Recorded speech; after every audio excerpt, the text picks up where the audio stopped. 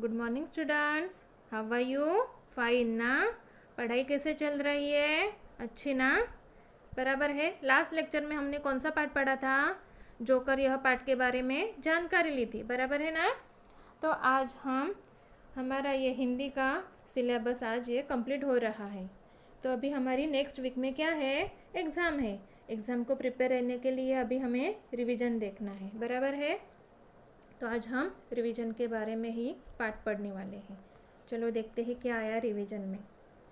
अभी देखो, पहला प्रश्न देखो, कचरा कहाँ डालना चाहिए? उसके 3 ऑप्शन दिए हैं। कूड़ेदान, रास्ते पर, घर में।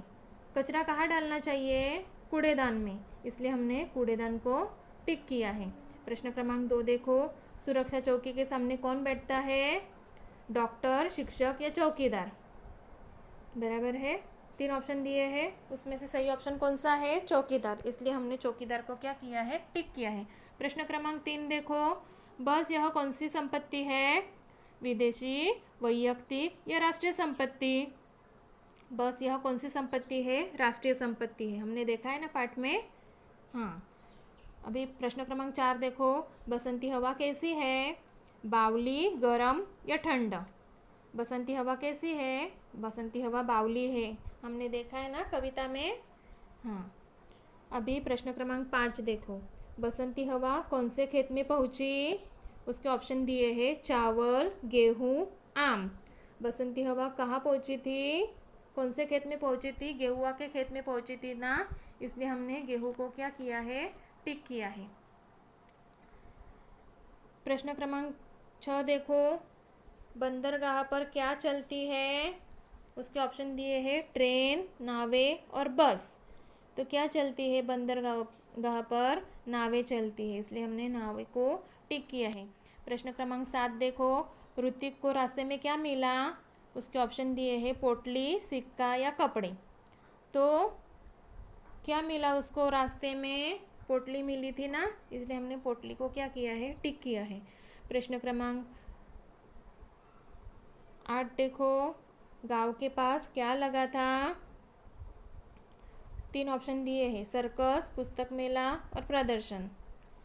तो गांव के पास क्या लगा था? पुस्तक मेला लगा था, बराबर है ना, इसलिए हमने वह ऑप्शन को टिक किया है। प्रश्न क्रमांक 9 देखो, जोकर अपनी जान पर खेलकर क्या दिखाता है? उसके ऑप्शन दिए हैं, कलाबाजियाँ, संगीत और नाच दिखाता है। तो क्या दिखाता है? जोकर कलाबाजियाँ दिखाता है ना जान पर खेलकर, वही ऑप्शन को हमने टिक किया है। प्रश्न क्रमांक 10 देखो, शोर मचाने वाले बच्चों को जोकर क्या दिखा रहा था? मारता है, हंसता है या आंखें दिखाता है? तो शोर मचाने वाले बच्चों को जोकर आंखें दिखाता है। ये ऑप्शन को आपको टिक करना है, बराबर है। अभी आगे देखते हैं। प्रश्न क्रमांक 11 देखो, हवाई अड्डे को अंग्रेज़ी में क्या कहा जाता है?